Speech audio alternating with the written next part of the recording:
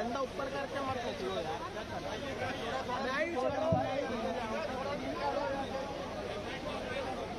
दिल्ली लोकसभा चुनाव के आज के इस परिप्रेक्ष्य में मंच पर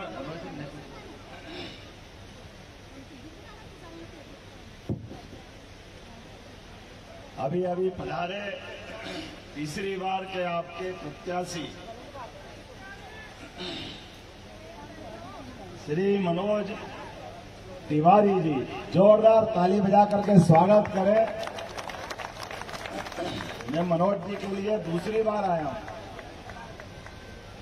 गए चुनाव में भी यहां इस दिल्ली की लोकसभा के अंदर जिस प्रकार से माहौल बना था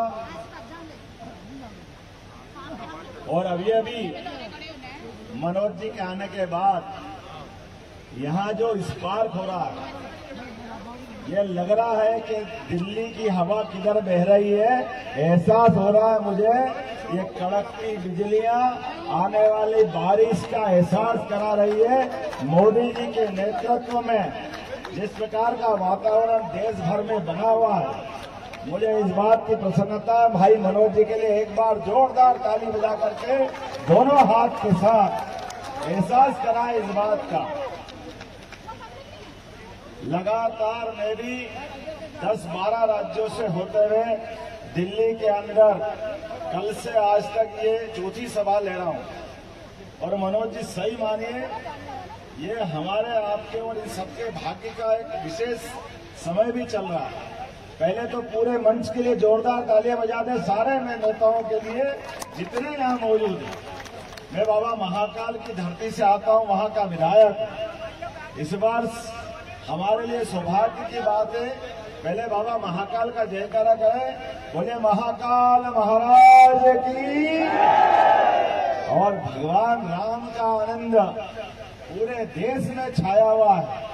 लगभग 500 साल का संघर्ष, अयोध्या का वो धाम, माता सरयू के किनारे महाराज जनक का वो मंदिर जो सम्राट विक्रमादित्य ने 2000 साल पहले बनाया था। मुझे इस बात का गर्व है कि उज्जैन से उसका संबंध आता है। सम्राट विक्रमादित्य ने अच्छे काल में जाकर के वो मंदिर बनाया था। काल के प्रभाव में हम कमजोर हुए और कमजोरी के कारण से तथाकथित आतताइयों ने हमारे भगवान के मंदिर को नष्ट भ्रष्ट किया। लेकिन उस अतीत की गलती को वैसे तो ये 47 में ही सुधारा जाना चाहिए था, लेकिन कांग्रेस हमेशा से ये गलतियां करती रही है। अतीत के काल में भी देश आजाद हो गया, लेकिन अंग्रेज चले गए, कांग्रेस छोड़ गए। इसलिए कांग्रेस वो पूछे जो सीधी नहीं होती है, जब भी होती है कौन सा जानवर है जिसकी अपन भोगली में पूछ रखे और वो सीधी नहीं होती है। आप सब जानते हैं ये वर्तमान का समय है। मुझे इस बात की प्रसन्नता है, यशस्वी प्रधानमंत्री नरेंद्र मोदी के नेतृत्व में जो 500 साल का संघर्ष समाप्त होकर के भगवान राम के मुस्कुराने का मौका आया। मेरे साथ बोले जय जय श्री राम, जय जय श्री राम। और इस बदलते दौर में जब भगवान राम का मंदिर बना, कई सारे लोग ऐसे हैं आज भी जिनके दिमाग में ये कीटाणु आते रहते हैं कि भाई आप ये क्या कर रहे हो, कोर्ट का फैसला था। तो हमने कहा कोर्ट का फैसला तो था, लेकिन कोर्ट के फैसले के बाद भी एक कोर्ट ने, सुप्रीम कोर्ट ने पहले फैसला दिया 3 तलाक का फैसला, लेकिन 3 तलाक के फैसले में भी यही दिल्ली है और यही दिल्ली के अंदर कांग्रेस की सरकार थी और जितनी मेजोरिटी माननीय मोदी जी के नहीं थी, उससे ज्यादा 415 सांसदों की मेजोरिटी थी। लेकिन सुप्रीम कोर्ट के उस फैसले को उस समय भी बदल दिया गया और कोर्ट ने डिसाइड किया 3 तलाक खराब कानून है, लेकिन 3 तलाक के कानून को कांग्रेस की सरकार ने बदल करके मुस्लिम बहनों की जिंदगी नरक में डाल दी थी। मित्रों, ये मान के चलो, अगर यशस्वी प्रधानमंत्री का वर्तमान का अगर समय नहीं होता तो आज आप लिख के रख लो, जरूरी नहीं है कि अयोध्या के अंदर भगवान राम मुस्कुराते। मुझे इस बात की प्रसन्नता है, जो 65-70 साल में नहीं हुआ, ये 5 साल में आपके सामने हुआ है कि सुप्रीम कोर्ट का फैसला भी आया, भूमि पूजन भी हुआ और भगवान अपने धाम में टेंट से निकल करके धूमधाम से अयोध्या में मुस्कुरा रहे हैं। ये अवसर हमको मिला। बोला जय जय श्री राम। पूरा देश आनंद में डूबा, पूरे देश ने मिठाई बांटी, घर घर दीपक जलाए, हर घर आनंद में डूबा। लेकिन इस जगह कुछ लोग ऐसे भी हैं। अब आप बताइए, अयोध्या में कौन से भगवान पैदा हुए? बताना भैया, कौन पैदा हुए? आप बताओ कौन पैदा हुए थे? आप बताओ कौन पैदा हुए थे? आपके इस पश्चिम बिहार सहित दिल्ली के सब लोगों को मालूम है कि अयोध्या में भगवान राम पैदा हुए। नहीं मालूम तो एकमात्र कांग्रेस पार्टी वालों को उनको मालूम नहीं कि राम कहाँ पैदा हुए। मुझे लगता है कि ऐसा लगता है दुर्भाग्य के साथ कि वो केवल वोट के लालच में क्या क्या कर देते हैं, कितने प्रकार के। कांग्रेस के लोगों को याद रखना, इनने सुप्रीम कोर्ट में शपथ पत्र दे करके कहा कि भगवान राम का अस्तित्व नहीं है, उसका कोई जवाब नहीं है। लेकिन सुप्रीम कोर्ट के लिए तालियां बजाओ जोरदार तरीके से। पूरी बेंच ने एक साथ फैसला दिया कि हाँ, भगवान राम अयोध्या में पैदा हुए। हाँ, भगवान राम उस सरयू के किनारे अपना जन्म लेकर आए। और उसके बाद भी कांग्रेस ने सारे प्रयत्न कर लिए लगातार देश के अंदर। याद करो वो दिन भी जब कांग्रेस के शासनकाल में भगवान राम का नाम लेते ये देश में दंगे कराते थे, कर्फ्यू लगाते थे। लेकिन मुझे इस बात की प्रसन्नता है कि भगवान राम के कारण से आज पूरा देश अप्रैल के महीने में धूमधाम से रामनवमी भी मनाता है और ईद भी मनाता है। जोरदार अभिनंदन करो मोदी जी के नाम पर। आज मैं महाकाल की नगरी से आता हूँ और बाबा महाकाल की नगरी तो वो स्थान है जहाँ हमारे अपने आराध्य बाबा महाकाल, पूरी दुनिया के काल निर्धारण की नगरी महाकाल, जो समय निर्धारण की नगरी के नाते से जाने जाते हैं। लेकिन बाबा महाकाल में भी भगवान मुस्कुरा रहे हैं। हमको मालूम, जो बनारस में आनंद आया, जो अयोध्या में आनंद आया, आप याद करो केदारनाथ, गंगोत्री, जमुनोत्री, सारे देवस्थान। और ये केवल देवस्थान पे भगवान नहीं मुस्कुरा रहे, सारी अर्थव्यवस्था बदल गई। आप बताइए, अयोध्या जैसे छोटे से नगर में आज स्थिति ये बन गई। मैं परसों लौटा हूं वहां से, लेकिन अयोध्या के लोग कह रहे हैं ऐसा लग रहा कि हमारे अयोध्या में पूरे साल में जितने लोग नहीं आते थे, अब 1 महीने से कम समय में उससे कई गुना ज्यादा लोग आ रहे हैं। ठेले वाले, रिक्शे वाले, किराने वाले, पूरी अर्थव्यवस्था बदली।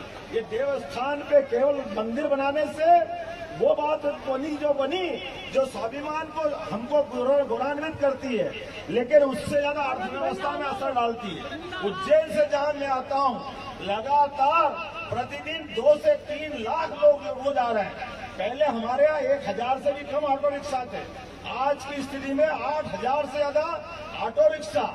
और पूरे प्रदेश के अंदर ऐसा लगता है कि उज्जैन तो बाबा महाकाल के महालोक बनने के बाद पूरे उज्जैन की दशा बदली।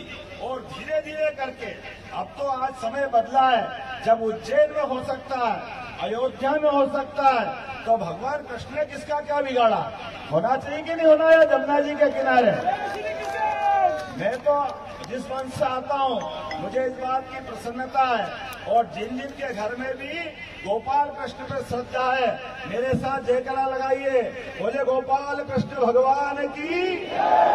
ये वोट तो सबसे मांगने जाते, सारी पार्टी के लोग जाते हैं, लेकिन पता नहीं क्या भगवान राम के मंदिर का निमंत्रण इनको दिया तो निमंत्रण ठुकराते।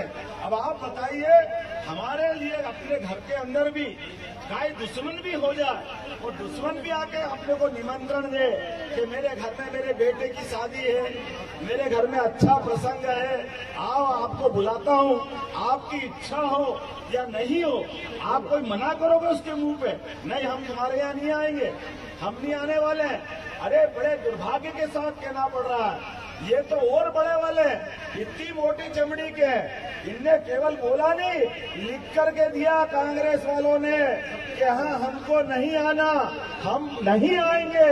अरे भगवान राम का निमंत्रण ठुकरा रहे हो, और वो भी इतनी बड़ी जनता जनार्दन के बीच, जब पूरा देश आनंद में डूबा।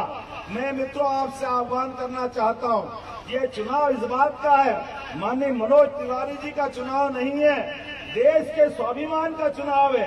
नरेंद्र मोदी जी का चुनाव इस मामले में और ज्यादा महत्व रखता है कि नरेंद्र मोदी वो शख्स है जिनने डंके की चोट सुप्रीम कोर्ट का निर्णय का पालन भी कराया, और इनके लाख मना करने के बाद भी देश के प्रधानमंत्री 56 इंच के सीने वाले पूरे देश के सामने भगवान राम का धाम जगमगाने के लिए हमारे सामने लोकार्पित किया। ये जो मौका दिया है, तो आने वाले समय में हमको सबको स्मरण करना है, जो राम का नहीं वो, जो राम का नहीं, तो आप और हम सब संकल्प करें, और एक नहीं दो नहीं, लंबी लाइन है। दिल्ली ये विद्यार्थियों की बड़ी नगरी है। मैं बताना चाहूंगा आपके सामने भी, शिक्षा मंत्री था मैं यहाँ के मुख्यमंत्री के पहले, लेकिन हमारे प्रदेश के अंदर मैं नरेंद्र मोदी जी का समर्थन वैसे ही नहीं कर रहा हूँ, लेकिन आज यहाँ हमारे पास समय की कमी है। मेरे मित्र मनोज तिवारी जी यहाँ हैं, जोरदार ताली बजाएं इनके लिए। और मैं आप सबसे अपील करता हूँ कि आने वाली चुनाव की तारीख को 25 तारीख को आप और हम एक नया रिकॉर्ड बनाएंगे। उस नए रिकॉर्ड के बलबूते पर अभी तक के जितने वोट मिले, लेकिन अब हमको एक नया रिकॉर्ड बनाना है, क्योंकि इस बार का चुनाव और मायने रखता है। 2014 का चुनाव आतंकवाद से मुक्त करने के लिए था, 2019 का चुनाव भगवान राम को मुस्कुराने के लिए दिया था, लेकिन 2024 का चुनाव भारत को तीसरे नंबर की अर्थव्यवस्था, दुनिया का सबसे मजबूत देश और भगवान कृष्ण का धाम जगमगाने के लिए हमको वोट देना है। बोलो सब तैयार है? अपने हाथ की दोनों मुट्ठी बांधो और अपने हाथ पर मुष्टिका ले जा करके कहो, भारत माता की, भारत माता की, भारत माता की। बहुत बहुत धन्यवाद। भारत माता की जय। बहुत बहुत मेरे मोहन यादव भैया, असल में जिस जगह पे हम लोग खड़े हैं सारे मुद्दों के साथ, मैं नेहरू बिहार के लोगों को शायद हमारे आने से पहले मैं लाइव देख रहा था। हमारे सूर्य प्रकाश खत्री जी, हमारे अनुरुद्ध शर्मा जी, हमारे सुरेंद्रपाल बिट्टू जी, इन लोगों ने बात करी। देखिए सारी बातें एक तरफ, लेकिन नेहरू बिहार की एक सड़क को लेकर के मैं बहुत परेशान हूँ। और मैं इतनी मोटी चमड़ी वाला राजनेता नहीं हूँ कि मैं किसी बात को छुपाना चाहूँ। आज का दिन आप सबके सामने जितनी बातें रखी मोहन यादव भैया ने, इसमें कोई दो राय नहीं है, वो सारे वादे पूरे होंगे। हमारी कुछ ऐसी अड़चनें थीं, आप सब भी समझते हैं, लेकिन हम आपको एक बार दोनों हाथ जोड़ करके कहेंगे कि गलती किसी और की सजा हमको मत देना कभी मेरे भैया। फिर भी आज हम आपसे एक वादा करेंगे कि जो नेहरू बिहार की एक सड़क जो हमारा दर्द है, एक सड़क जो हमारा दर्द है, उसको जब आप मुझे दोबारा बना देते हैं सांसद, 3 महीने के अंदर उसको अपने तरफ से ठीक करके दूंगा। अगर आपको लगेगा इसमें, और उसको मैं नोटिफिकेशन बदलवाऊंगा, उसको मैं केंद्र सरकार के तहत लूंगा। जैसे हमने एलिवेटेड रोड बनाया है, हमने स्टेट की रोड को नेशनल हाईवे लिया, तो बहुत सारी चीजें करनी पड़ती है। मैं भी जब आता हूँ इधर न, तो मेरा मन बहुत दुखी होता है। मैं कई कारण से, यहाँ के रहने वाले लोगों को, मोहन यादव भैया, एक सड़क है जो मुश्किल से 1.5-2 किलोमीटर है। हाँ, आइए। देखिए भाई, करे मूछ वाला पकड़ाए टोपी वाला, ये कैसे हो सकता है? ये गलती केजरीवाल की, और आप क्यों माफी मांग रहे हो? अरे भाई, आपको मालूम है जिस रास्ते गया उस रास्ते से ठीक करने का काम करेंगे सारे लोग। मान के चलो, दिल्ली सरकार के अंदर आप ये आश्वासन मनोज जी जरूर दीजिए कि कोई कारण से वो नहीं बन पाया तो हमारी सरकार केंद्र सरकार के माध्यम से मदद करेगी, ताकि जनता की समस्या करना अपना मुद्दा। लेकिन ये बात सही है कि दिल्ली के अंदर राज्य सरकार के द्वारा नाकामियां जो करी जाती है, उसके मामले में कष्ट तो होता ही है। तो मेरे ख्याल से आज ये जो चुनाव है, उस चुनाव में निश्चित तौर पे मैं आपके साथ हूं, और आप और हम मिलकर के इनकी समस्या हल करेंगे। बहुत बहुत धन्यवाद जी। आप बिल्कुल सही कह रहे हैं, आप तो चीफ मिनिस्टर हैं, आप सब समझते हैं, लेकिन मैं सांसद होने के नाते मुझे उस सड़क पे भैया गाना गावत नहीं, गाना गावत नहीं, लेकिन देखो, गाने के साथ साथ मेरा कुछ कमिटमेंट तो होना चाहिए। तो भैया, मैंने उसके लिए बात करी है और उसको अलग तहत हम करेंगे। बाकी तो आजकल मेरा एक गाना जो मैं सबके सामने रख रहा हूँ वो है, पहले एक मोहन भैया के लिए जोरदार ताली बजाओ। गाना तो 10 गा दूंगा मेरे को, और दोनों हाथ उठा के बजाइए कि हमारे मोहन यादव जी ने जो बात कही है। एक गाना जो हमारा परिचय था अभी तक, हो जिया हो बिहार के लाल, अरे जिया तू 1000 साल, अरे जिया हो नेहरू बिहार वाला, जिया 10,000 साल, जिया हो भारत के नौनिहाल, तनि धूमधाम से, तनि झूम झाम के, तीसरी बार नरेंद्र मोदी के पीएम बनावा ये भैया भैया। अब ये गाना पुराना हो गया।